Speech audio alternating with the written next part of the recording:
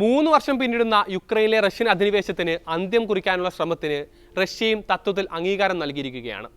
സൗദിയിൽ നടത്തിയ ചർച്ചയിൽ US മുന്നോട്ട് വെച്ച 30 ദിവസത്തെ വെടിനിർത്തൽ പദ്ധതിക്കാണ് പുടിൻ അർദ്ധസമ്മതം മൂളിയത്. എന്നാൽ USന് ചില നിർദ്ദേശങ്ങളിൽ വിയോജിപ്പുണ്ടെന്നും യുദ്ധത്തിന് കാരണമായ വിഷയങ്ങൾ പരിഹരിക്കേണ്ടതുണ്ടെന്നും പുടിൻ കൂട്ടിച്ചേർത്തിരുന്നു. അധികാരമേറ്റി 24 മണിക്കൂറിനുള്ളിൽ യുക്രൈൻ റഷ്യ പ്രശ്നത്തിൽ പരിഹാരം കാണുമെന്നായിരുന്നു ട്രംപ് അവകാശപ്പെട്ടിരുന്നത്. എന്നാൽ അതിന് സാധിച്ചില്ല എന്ന് മാത്രമല്ല, കാര്യങ്ങൾ കൂടുതൽ സങ്കീർണമാവുകയും ചെയ്തു. സൗദി അറേബ്യയിൽ നടന്ന ആദ്യ ചർച്ചയിൽ യുക്രൈനെയോ യൂറോപ്യൻ സഖ്യകക്ഷികളെ പങ്കെടുപ്പിക്കാതെ അമേരിക്കയും റഷ്യയും മാത്രം ചർച്ച നടത്തിയെടുത്തായിരുന്നു പ്രശ്നങ്ങളുടെ തുടക്കം. റഷ്യയോടുള്ള അമേരിക്കൻ നയംമാറ്റത്തിന്റെ പ്രതിഫലനമായിട്ടായിരുന്നു ആ ചർച്ച വിലയിരുത്തപ്പെട്ടിരുന്നത്. തുടർന്ന് അങ്ങോട്ടുള്ള ഓരോ പ്രതികരണങ്ങളും ജോ ബൈഡൻ സർക്കാരിന്റെ നിലപാടിൽ നിന്നുള്ള ടേൺ ട്രംപ് ഭരണകൂടം വ്യക്തമാക്കിയിരുന്നു. യുക്രൈനിലെ റഷ്യൻ അധിനിവേശത്തിന്റെ 3ാം വാർഷികത്തിൽ ഐക്യരാഷ്ട്രസഭാ ജനറൽ കൗൺസിലിൽ റഷ്യയെ പ്രതിസ്ഥാനത്ത് നിർത്തി അവതരിപ്പിക്കപ്പെട്ട പ്രമേയത്തെ എതിർത്തതെല്ലാം ആ നിലപാട് മാറ്റത്തിന്റെ പ്രഖ്യാപനമായിരുന്നു. ഏറ്റവും ഒടുവിൽ വൈറ്റ് ഹൗസിലെത്തിയ യുക്രൈൻ പ്രസിഡന്റ് വ്ളാഡിമിർ സെലൻസ്കിയുമായി ഓവൽ ഓഫീസിൽ നടന്ന അഭൂതപൂർവമായ തർക്കവുമെല്ലാം കാര്യങ്ങൾ വഷളാക്കി. തുടർന്ന് യുക്രൈനുള്ള രഹസ്യവിവര കൈമാറ്റവും ആയുധ സഹായങ്ങളും അമേരിക്ക നിർത്തിവെച്ചിരുന്നു.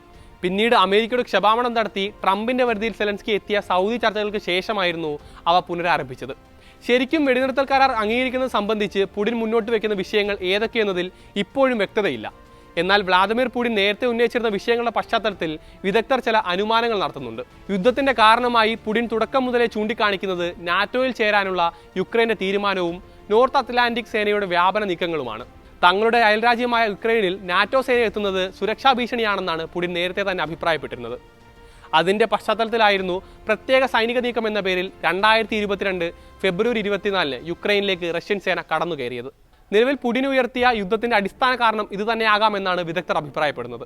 യുക്രൈന്റെ ഭൂവിസ്താരത്തിന്റെ ഏകദേശം 20% റഷ്യ ഇതിനോടകം തന്നെ പിടിച്ചെടുത്തിട്ടുണ്ട്. ഈ മേഖല മടക്കി നൽകാൻ റഷ്യ ഒരു തരത്തിലും ഒരുക്കമല്ലെന്ന് അവർ വ്യക്തമാക്കിയ കാര്യവുമാണ്.